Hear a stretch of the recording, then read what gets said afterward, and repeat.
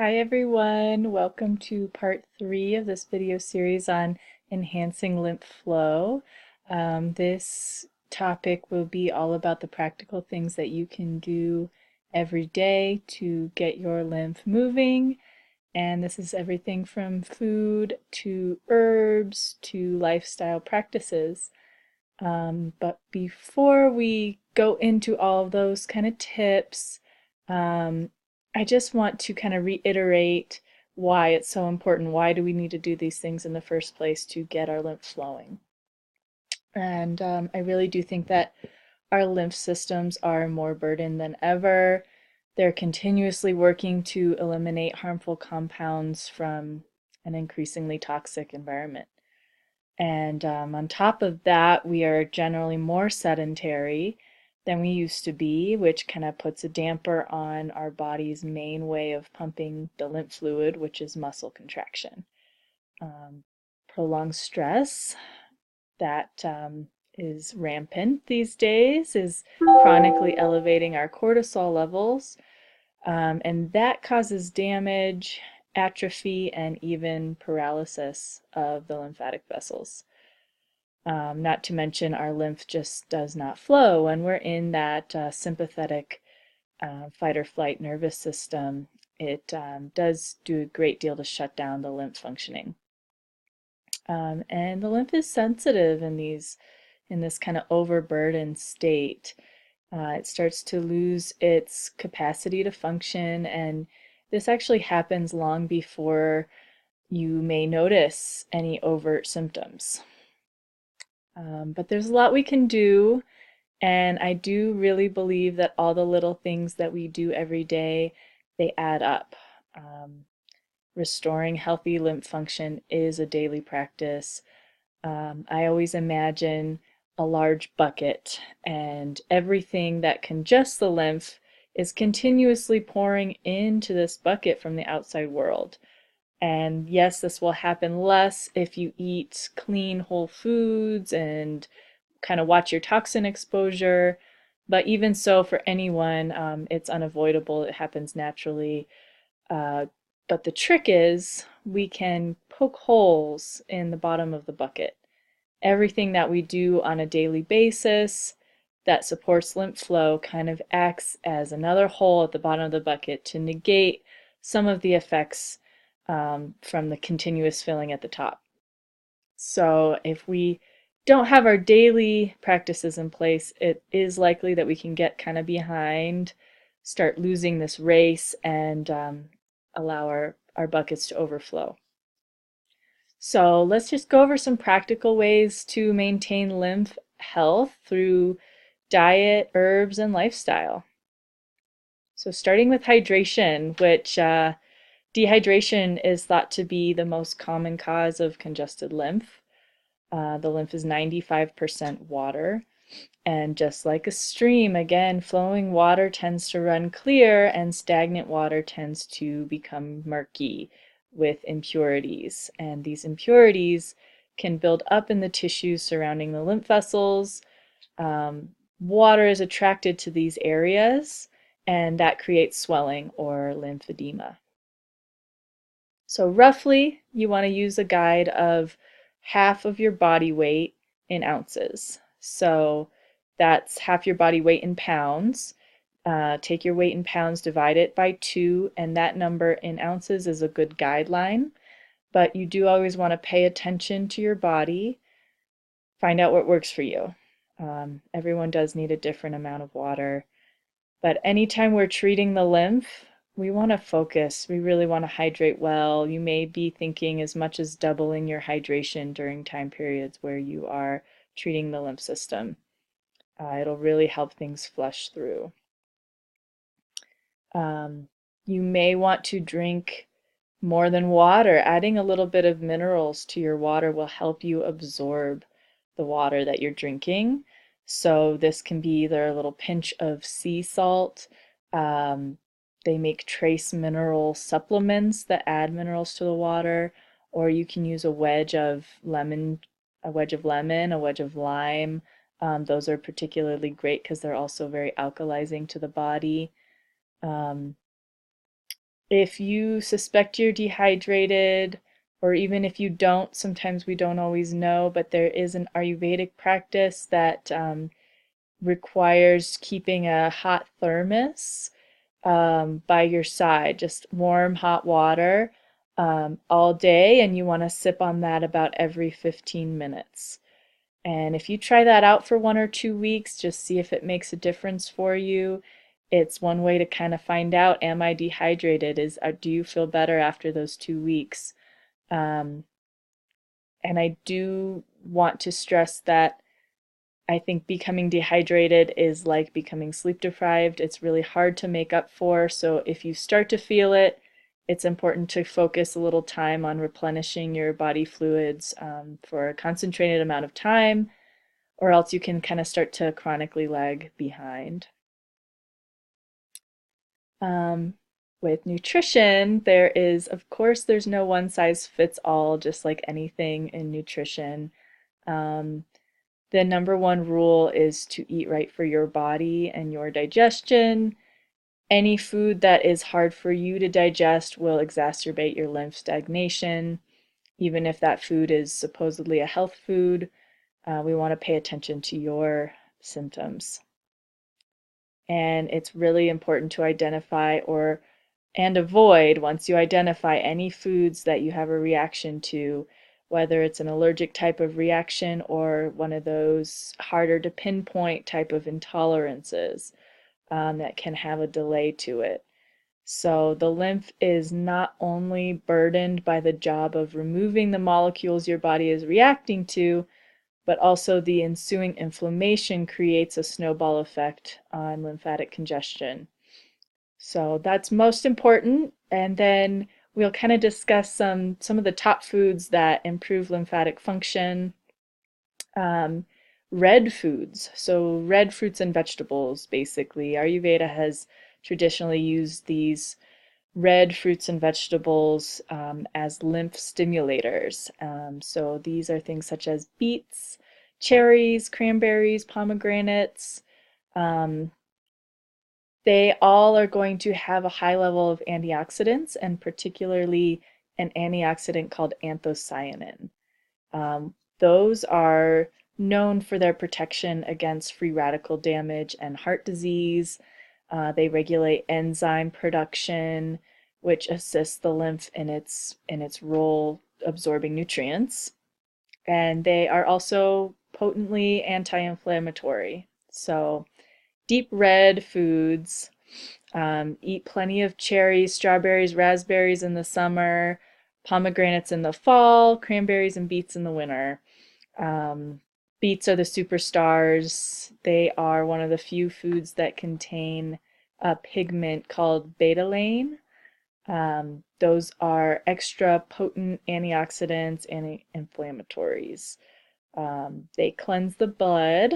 They stimulate enzyme activity and bile flow. They're one of the very best foods for overall detoxification. Raw beets can be particularly cleansing, aiming for at least a quarter cup per day.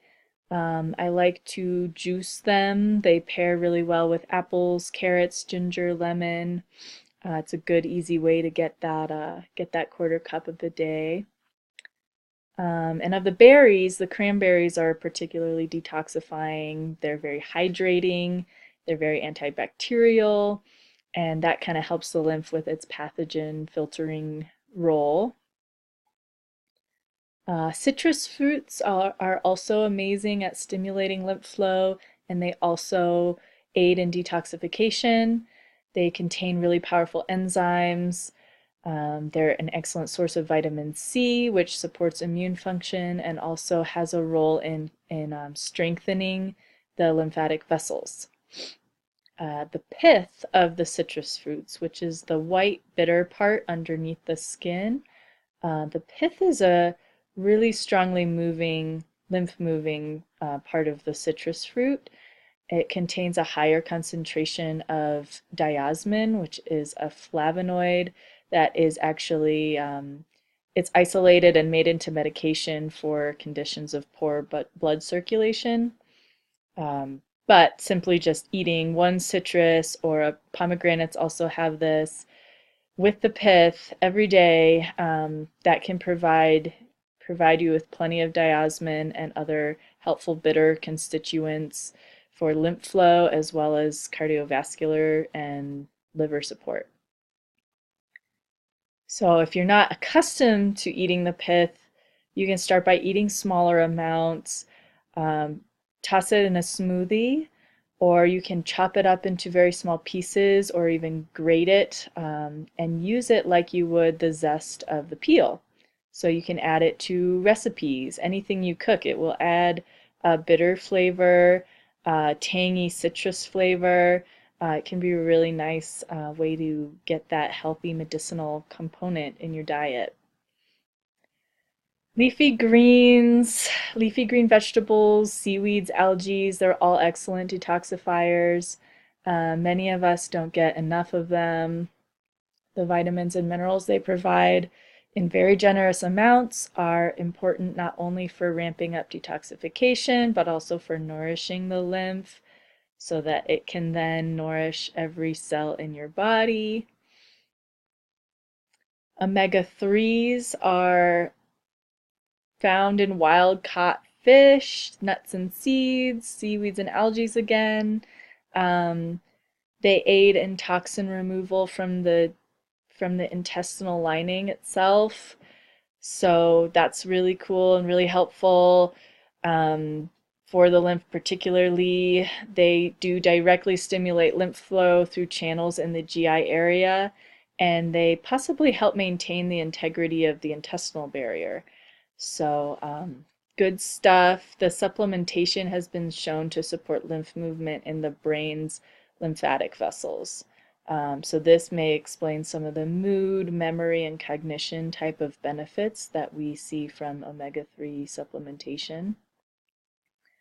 Nuts and seeds also contain omega-3s, but they contain fiber as well, magnesium, and other minerals that are important for detox.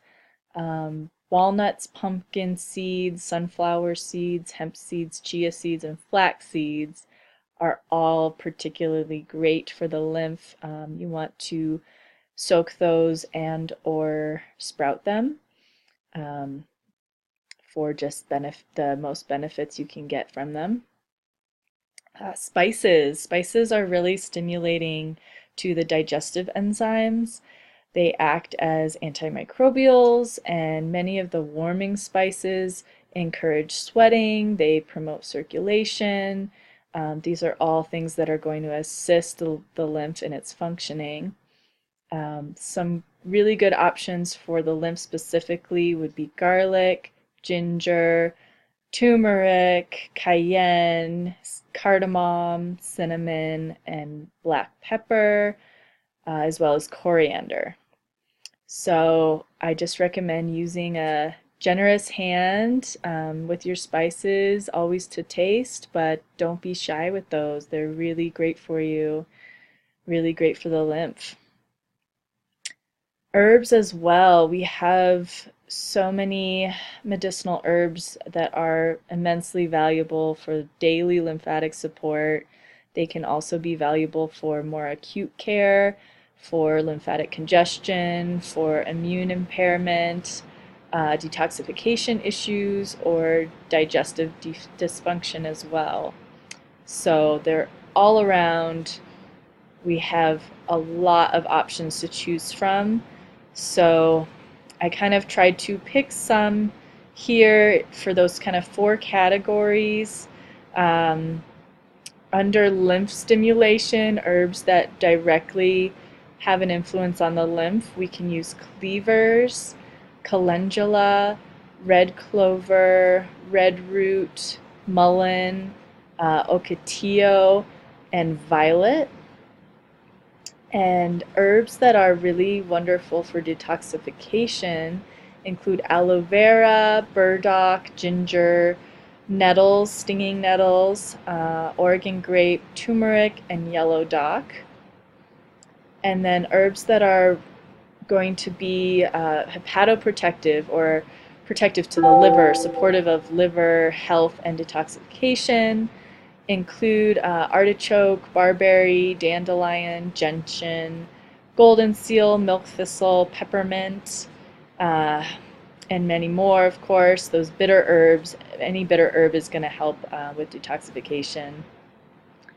And then for immune support, we can use ashwagandha, astragalus, cordyceps, licorice, reishi mushroom, shiitake mushroom, or tulsi holy basil.